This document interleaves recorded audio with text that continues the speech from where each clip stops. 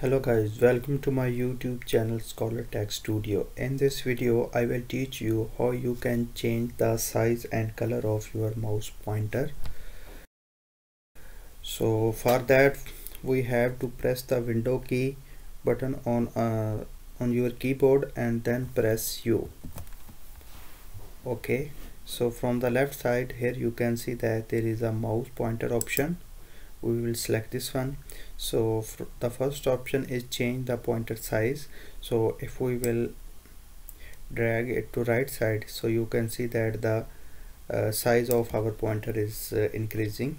So from here you can adjust the size of your mouse pointer as you like. Okay, and the second option is that you can see that there is a option like if we select this one, then the color of the mouse pointer is white, and if you want to make it black, so you can make black. But if you want to give any specific color, then you have to click on custom.